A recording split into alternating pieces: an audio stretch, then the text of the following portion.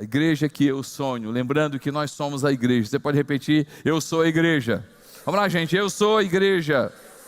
Eu sou a igreja. Então, quando a gente fala da igreja que eu sonho, essa igreja onde eu e você juntos, nós sonhamos. E aí nós falamos dessa igreja unida, dessa igreja generosa, nós falamos dessa igreja cheia do Espírito Santo, e hoje a gente vai falar uma igreja que vive a cultura do reino de Deus. Uma igreja que vive a cultura do reino de Deus. Quando a gente fala de cultura, a gente precisa entender que cultura é o conjunto de crenças, costumes, hábitos, padrões, comportamentos, jeito de ser que diferencia um grupo de outro grupo, de um povo de outro povo. Por exemplo, se você, na cultura nossa brasileira, a gente cumprimenta com a mão, na cultura japonesa já é se curvando.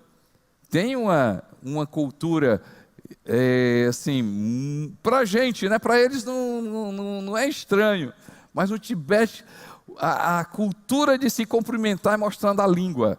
Já pensou, gente? E aí, já pensou se no Brasil a gente começa a se cumprimentar mostrando a língua? Fica meio estranho.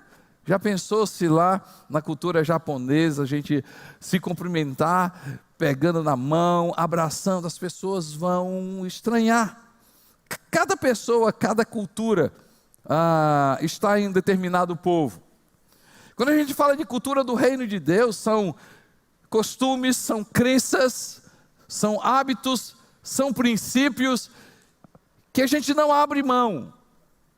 E aí algo importante da cultura é que, se a gente quer transformar uma sociedade é transformada justamente em transformar a cultura daquela sociedade. Se a gente quer transformar o Brasil, ou seja, não é a cultura japonesa que vai vir para o Brasil, ou outras culturas, é a gente transformar hábitos e culturas do brasileiro. Faz sentido para você, gente? Não, 5 pessoas. Faz sentido para você? Então, quando a gente fala de mudar a cultura do Brasil, e aí mudar a gente, mudar a sociedade, só faz sentido se tiver a cultura do reino de Deus. Então é a cultura do reino de Deus que transforma uma sociedade. E aí, sendo mais explícito ainda, não é a cultura americana que vai transformar o Brasil. Eu não vou conseguir transformar os Estados Unidos trazendo a cultura brasileira, e aí eu poderia dar vários exemplos. A gente só vai transformar a sociedade se essa sociedade tiver a cultura do reino de Deus. Quando a gente fala de uma igreja que sonha, nós estamos falando de uma igreja que tem a cultura do reino de Deus. Quando a gente fala de uma igreja, nós estamos falando de cultura do reino de Deus. Por exemplo, uma igreja que eu sonho, uma igreja que vive a cultura do reino de Deus. E nós temos cultura do reino de Deus. A cultura de amar e servir pessoas. É uma cultura do reino de Deus que fazemos questão. E de forma intencional, proposital, a gente ensina, quer viver essa cultura de amar e servir pessoas. A cultura de viver em comunhão. E nós exercemos isso de relacionamentos saudáveis através dos grupos de crescimento. Por que nós temos um grupo de crescimento? Porque tem um porquê por trás. E por quê? Porque na cultura do reino de Deus, pessoas são transformadas quando pessoas têm relacionamento com outras pessoas. Na cultura do reino de Deus, nós temos a cultura da generosidade. Na cultura do reino de Deus, nós temos a cultura de fazer com que Jesus seja conhecido. Por isso nós temos a cultura de que aqui sempre cabe mais um, sempre cabe mais uma pessoa. Então, quando a gente fala de sonhar com uma igreja que tem a cultura do reino de Deus, eu e você, a gente entender que se nós queremos transformar essa sociedade, nós precisamos sonhar com essa igreja. E diga mais uma vez, me permita a repetição, diga assim: eu sou a igreja. Vamos lá, gente, eu sou a igreja. Quando eu e você como igreja, a gente começar a sonhar com algo importante que transforma a sociedade. E aí eu quero falar sobre 3 coisas, 3 hábitos, ou 3 costumes, 3 princípios, 3 riquezas que nós como igreja precisamos sonhar e precisamos viver. Primeiro, a cultura de valorizar o que é eterno. Somos uma igreja que valoriza a cultura de valorizar o que é eterno. Colossenses capítulo 3, versos 1 e 2.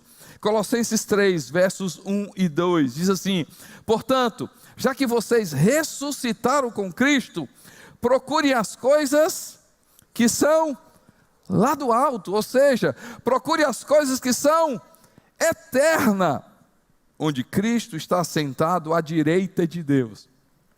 Mantenham o pensamento nas coisas do alto, eternas, e não nas coisas terrenas, ou seja, nas coisas passageiras. Se tem algo que é inegociável aqui na nossa igreja, é a gente entender que quando nós nos reunimos para a gente crescer nas coisas eternas. E gente, eternidade não é um ponto que começa após a morte. Eternidade não é algo que nós vamos ter mais ali depois.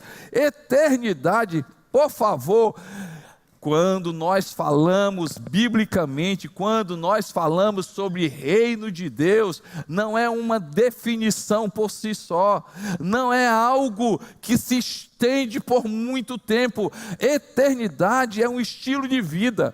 Quando eu e você, nós entregamos a nossa vida para Jesus, ou quando nos reunimos, ou quando trazemos alguém, ou quando convidamos alguém, nós estamos o quê? Eu não sei se você tem essa consciência, mas esse lugar é um lugar onde nós experimentamos e não negociamos isso, é inegociável, é algo que nós não negociamos.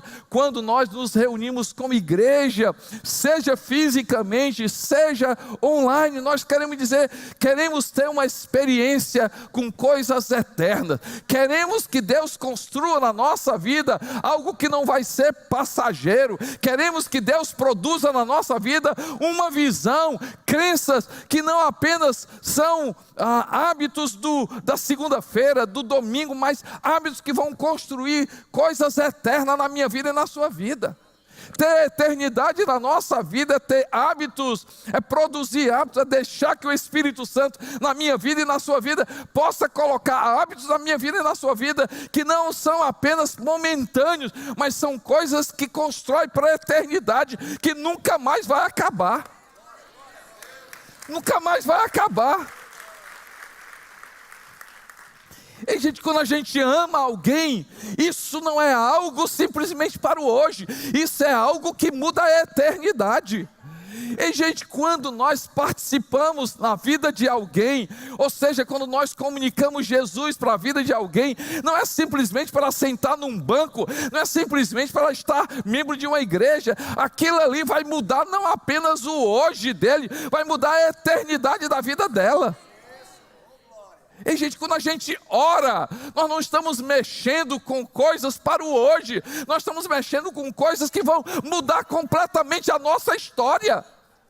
Quando a gente busca Jesus, cada decisão minha e sua é uma decisão não apenas para saber o que é que eu vou comer, o que é que eu vou vestir, não apenas coisas materiais, mas quando eu e você nós buscamos a Deus, também Deus, eu quero que o Senhor me ajude para uma decisão na minha vida que vai mudar a minha história, vai mudar a vida de gente, vai mudar a eternidade. Então, vida eterna é algo, ou seja, uma igreja que nós sonhamos, é uma igreja que valoriza as coisas eternas, as coisas que para sempre vão estabelecer na minha vida uma mudança que tem impacto na eternidade, que não tem limites, que não tem limitação. E quando é que isso acontece? É quando nós damos lugar ao Espírito Santo. A gente falou muito bem, em uma parte da igreja que eu sonho, uma igreja que é conduzida pelo Espírito Santo. Ei, gente, sempre que você vier para a igreja, escute, sempre que você senta aqui, sempre que você decide vir para a igreja, queira, deseje, procure, deixe-se abrir, abra o seu coração para que você receba o Espírito Santo, o Espírito Santo. Ei, gente, o Espírito Santo é a pessoa que produz eternidade na nossa vida. Essa experiência com Deus, esse conhecimento de Deus. Deixa eu ler alguns textos. Atos 2, 1 a 4. Atos 2, de 1 a 4, diz assim: chegando o dia de Pentecostes, estavam todos reunidos num só lugar, ou seja, em uma igreja. De repente veio do céu um som como de um vento forte, e encheu toda a casa. Encheu toda a casa na qual estavam assentados. Eu oro para que cada dia que a gente vier aqui, cada reunião, cada situação que a gente esteja como igreja, venha o Espírito Santo e enche a sua vida. E aí diz: e viram o que parecia línguas de fogo que se separaram e pousaram sobre cada um deles. Todos ficaram cheios do Espírito Santo e começaram a falar noutras línguas conforme o Espírito os capacitava. Todos ficaram cheios do Espírito Santo. Todos ficaram cheios do Espírito Santo. Todos ficaram cheios do Espírito Santo. Todos ficaram cheios do Espírito Santo enquanto estavam reunidos. Deixa eu ler outro texto assim, interessante. Atos 4, 23 e 24. Atos 4, 23 e 24 e 31. Quando foram soltos, Pedro e João voltaram para os seus companheiros e contaram tudo que os chefes dos sacerdotes, os líderes religiosos lhes tinham dito. Ouvindo isso, levantaram juntos a sua voz, dizendo: ó soberano, tu fizeste os céus, a terra, o mar e tudo que neles há. Depois de orarem, tremeu o lugar em que estavam reunidos. Todos ficaram cheios do Espírito Santo. Todos ficaram cheios do Espírito Santo. Todos ficaram e anunciavam corajosamente a palavra de Deus.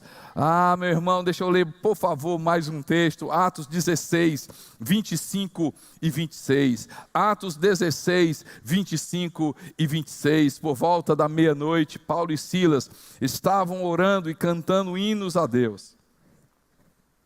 Os outros presos os ouviam. De repente, houve um terremoto tão violento que os alicerces da prisão foram abalados. E imediatamente todas as portas se abriram e as correntes de todos se soltaram.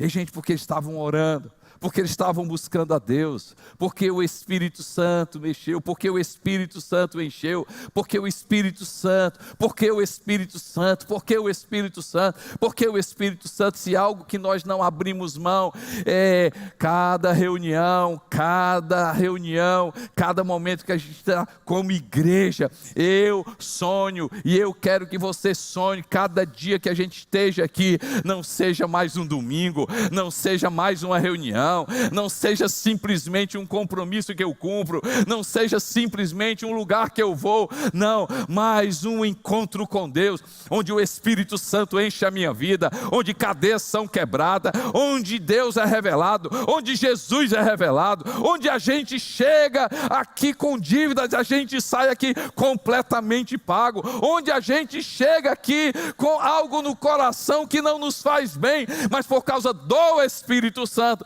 por causa do Espírito Santo, por causa do Espírito, algo eterno acontece, algo que não é material acontece, algo que não é físico acontece na minha vida e na sua vida. A gente começa a se alegrar, a gente começa a sonhar, a gente começa a ter esperança, a gente não tem mais limitação por causa do amanhã, a gente tem a certeza do nosso futuro, a gente não tem medo do que vai acontecer mais tarde, porque a gente tem a segurança de que algo eterno na minha e na sua vida aconteceu. E se o eterno, é como diz o Brian Houston, quando o eterno toca o interno, o externo se modifica. Você pode dar glória a Deus, gente? Você pode dar glória a Deus? Não abrimos mão da cultura de valorizar do eterno. Não abrimos mão. E aí eu repito novamente, Brian Houston, o líder, o pastor sênior da Hillsong, diz: quando o eterno toca o interno, o externo se transforma. Cultura de valorizar o eterno, a cultura da presença de Deus, a cultura do Espírito Santo, a cultura de valorizar Deus, de ter uma experiência com Deus, de estar com Deus, de querer conhecer Deus. Segundo, a cultura de enxergar o ser humano, a cultura de enxergar o ser humano. Só faz sentido como igreja, e eu sonho essa igreja onde cada vez mais a gente enxerga vidas, a gente enxerga pessoas, a gente se preocupa com pessoas, a gente ama pessoas, a gente valoriza pessoas, a gente traz pessoas e atrai pessoas. Cultura de enxergar o ser humano. Lucas capítulo 19, versos 1 a 6, diz o seguinte, fala lá sobre Jesus e enxergou Zaqueu. Jesus entrou em Jericó e atravessava a cidade. Havia ali um homem rico chamado Zaqueu, chefe dos publicanos. Ele queria ver quem era Jesus, mas sendo ele de pequena estatura, não o conseguia por causa da multidão. Assim correu adiante e subiu numa figueira brava para vê-lo, pois Jesus ia passar por ali.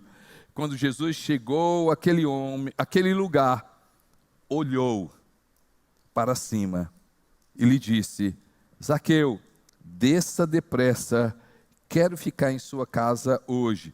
Então ele desceu rapidamente e o recebeu com alegria.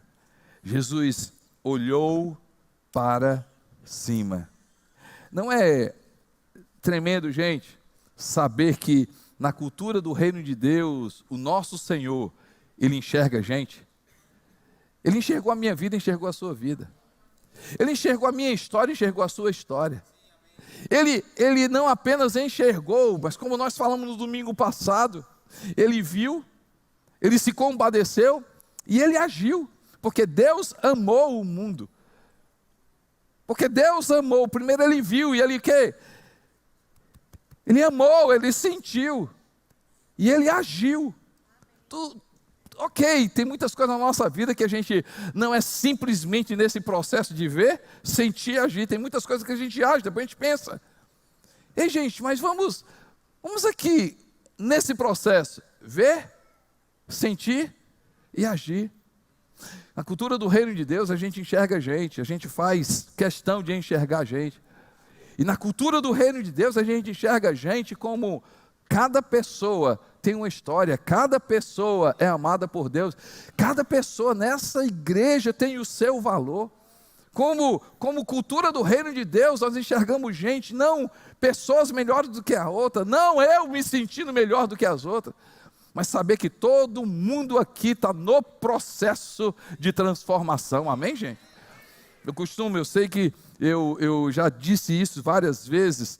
Se você chega na nossa igreja, na sua casa, ou se você é visitante, de repente você cruza com alguém que não é aquela pessoa que a sociedade diz para estar num lugar desse.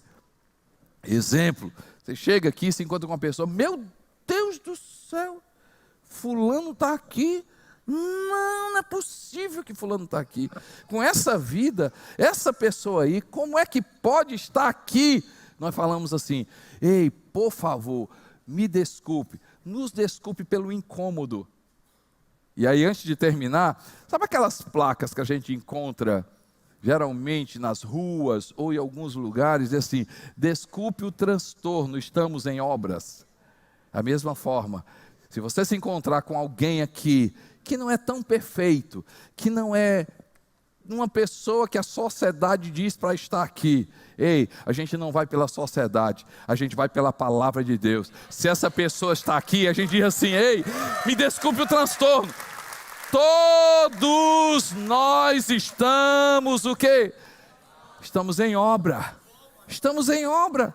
Pode ser que aquela área daquela pessoa não seja igual a que eu estou vivenciando, pode ser que eu esteja melhor naquela área, mas tem áreas da minha vida que eu estou em obra, mas eu vejo uma igreja onde nós somos canais de quê? De facilitar as pessoas conhecerem Jesus. Eu sonho com uma igreja onde Jesus, o próprio Jesus, ele olhou para Zaqueu. Não era uma pessoa, entre aspas, aqui que a sociedade dizia assim: esse cara, como é que pode Jesus conversar com ele, Jesus entrar na casa dele? Mas Jesus foi lá com um propósito, Jesus teve intenção, sim, Jesus foi lá porque ele era a mensagem. Ei, gente, eu sonho com uma igreja que a gente vai amar as pessoas, nós não vamos julgar as pessoas, nós não vamos apontar para as pessoas, seja qual for o histórico dessa pessoa, seja qual for o que ela esteja fazendo, nós vamos amar e confiar que, como no primeiro a gente falou, nós vamos confiar que é o Espírito Santo que vai tocar, que é o Espírito Santo que vai falar, que é o Espírito Santo, que é o Espírito Santo, que é o Espírito Santo. Ah, pastor, eu entrei na igreja, eu vi uma pessoa assim, eu vi uma pessoa daquele jeito, eu vi uma pessoa daquele, eu sei que faz aqui, eu sei que ela faz aqui, eu sei, eu não quero saber o que é que ela faz, eu quero saber o que é que ela vai ser. Ela é escolhida, ela é amada, ela é filha. Ei, a gente vai começar a ver as pessoas como Jesus vê no futuro. Ei, a gente precisa começar a enxergar as pessoas e dizer para elas hoje o que elas serão amanhã. Você é filho, você é herdeiro, toda sorte de bênção está sobre a sua vida. Você em Cristo Jesus, assentado com Ele, amado por Ele. Deus é por você, Deus não é contra você. Eu vejo você perdoado, eu vejo você santo, eu vejo você vivendo a identidade que Jesus trouxe para a sua vida. Você tem toda sorte de bênção sobre a sua vida. Você é abençoado, você é santo, escolhido. Deus te trouxe a vida, você tem Deus como Pai. Eu vejo uma igreja que valoriza o eterno, eu vejo uma igreja que enxerga gente como gente. Eu vejo uma igreja cuja cultura, a cultura de valorizar o que é eterno, a cultura de enxergar o ser humano, a cultura de ser igreja, Ei, gente, não abrimos mão de ser igreja. A gente tem repetido isso bastante. Não abrimos mão de ser igreja. Não somos um clube para entretenimento. Não somos uma reunião motivacional. Você não vem aqui para escutar palavras ou palestras de motivação. E embora tem livros maravilhosos sobre isso, embora isso seja algo que tem o seu valor. Ei, gente, mas quando a gente fala de igreja, a gente está falando de palavra de Deus. Nós estamos falando de algo muito mais do que uma tese. Não é sobre uma tese que nós defendemos, não é uma história que nós defendemos. Nós temos o prazer de ser igreja de Jesus Cristo. Nós queremos ser igreja, nós queremos ter jeito de igreja, nós queremos ter cheiro de igreja, nós queremos ser conhecido como igreja, nós queremos que as pessoas procurem ou no Google ou qualquer mídia ou qualquer ferramenta de procura. Eu quero saber onde tem uma igreja e encontre comunidade cristã videira. Mas eu pensava que era uma reunião. Não, é igreja. Nós queremos ser igreja. Não temos vergonha de ser igreja. Não temos vergonha de dizer que temos uma igreja. Não temos vergonha de dizer que amamos uma igreja. Não temos vergonha de dizer que contribuímos com a igreja. Não temos vergonha. Por quê? Porque pela igreja, Efésios capítulo 3, versículo 10 diz: pela igreja a multiforme sabedoria de Deus será conhecida. Pela igreja a multiforme sabedoria de Deus será conhecida. Efésios 3:10, coloca aí, Efésios 3:10, não é uma minha palavra, é o que está escrito. A intenção dessa graça, Efésios 3:10, a intenção dessa graça era que agora, mediante a igreja, a multiforme sabedoria de Deus se torne conhecida dos poderes e autoridade nas regiões celestiais. Eu amo esse texto, Efésios 1, 22, 23. Efésios 1, 22, 23. Diz assim: Deus colocou todas as coisas debaixo dos seus pés e o designou cabeça de todas as coisas para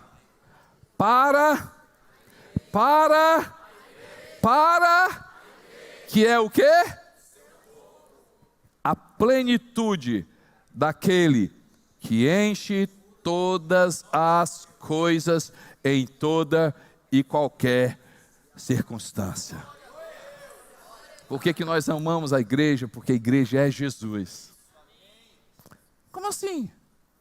Igreja e Jesus? Não, igrejas são 4 paredes. Não, igreja é CNPJ. Igreja é razão social. Ei, gente, isso aqui é para a gente se reunir. Isso aqui é para a gente ter um ambiente. Nós precisamos de 4 paredes. A igreja não são 4 paredes, mas 4 paredes nos ajudam a ser igreja. A gente precisa de CNPJ, a gente precisa de contabilidade. A gente precisa ser íntegro. A gente precisa seguir o quê? Regras contábeis, princípios contábeis. Nós precisamos. Agora, gente, deixa eu te falar uma coisa. Isso aí é para a sociedade. Mas quando a gente fala de igreja, a gente está falando que é o corpo de Cristo. Deixa eu contar um texto, uma história para vocês. Vocês sabem a história do apóstolo Paulo.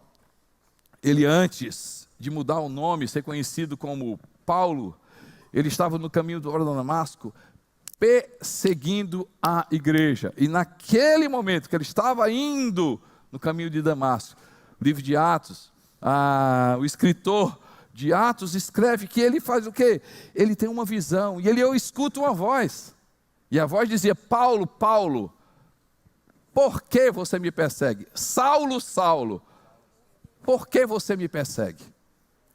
Jesus dizendo assim: Saulo, por que você me persegue? E ele estava perseguindo quem, gente? Ele estava perseguindo quem? E Jesus diz assim: por que você me persegue? Você está perseguindo a mim, Saulo. Por isso, na nossa cultura, nós não falamos mal de igreja. Por isso, na nossa cultura, nós não falamos mal de pastores. Por isso, na nossa igreja, a gente respeita a igreja. Podemos não concordar com algumas coisas, mas jamais iremos falar da igreja. Jamais iremos falar. Por quê? Porque a igreja é Jesus Cristo. A igreja é Jesus. Por que contribuímos na igreja? Porque ao contribuir na igreja, nós estamos contribuindo com Deus. Nós estamos contribuindo com Jesus. Porque nós amamos igreja. Porque nós falamos de igreja. Porque nós oramos igreja. Porque é algo impressionante. Eu costumo dizer que depois da criação do homem foi a maior ideia de Deus ter criado e ter formado a igreja.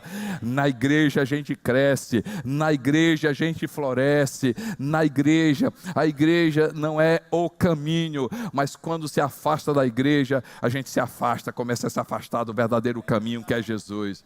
A igreja não é a verdade é Jesus, mas é impressionante, quando a gente começa a se afastar da igreja, a gente começa a cair nas mentiras de Satanás. A igreja não é a vida é Jesus, mas é impressionante, a partir do momento que a gente começa a se afastar do relacionamento, do ambiente igreja, a gente começa a perder a vida, a perder o sentido da vida. Gente, se tem algo que a gente ama, se chama igreja. Se é algo que a gente valoriza, é igreja. Eu e a Neném, e aqui não apenas eu e a Neném, mas tantas pessoas são como a gente. Mas eu quero falar entre a gente toma café, fala de igreja, a gente almoça falando de igreja, a gente janta falando de igreja, a gente vai dormir orando pela igreja, e quando a gente discute é por causa da igreja também. Mas coisa boa, se chama igreja. Igreja, a igreja, a igreja. E Jesus fala sobre a igreja: eu mesmo edificarei a minha igreja, e as portas do inferno não prevalecerão contra ela. E o que a gente ligar na igreja será ligado no céu. Meu irmão, deixa eu te falar, nós temos o privilégio de estar no melhor lugar, nós temos o privilégio de contribuir com algo que realmente faz com que as trevas se tremam. Se tem algo que a igreja faz, é a representação do reino de Deus, e nós vamos fazer com que essa igreja seja linda, nós vamos fazer com que essa igreja seja santa, nós vamos fazer com que essa igreja brilhe, nós vamos fazer com que essa igreja seja lugar para os refugiados, as pessoas deprimidas. Nós vamos fazer com que nessa igreja cada pessoa seja amada, nessa igreja cada pessoa encontre o seu propósito, nessa igreja as pessoas conheçam Jesus Cristo, nessa igreja as pessoas aprendam a palavra de Deus, nessa igreja a criança cresça, nessa igreja o adolescente tenha prazer, nessa igreja o viúvo, o divorciado, as famílias e os idosos possam encontrar. Nós vamos fazer com que essa igreja, cada dia que a gente chegar nessa igreja, a gente tenha experiências maravilhosas com Deus, a gente possa sonhar com essa igreja, a gente possa celebrar nessa igreja.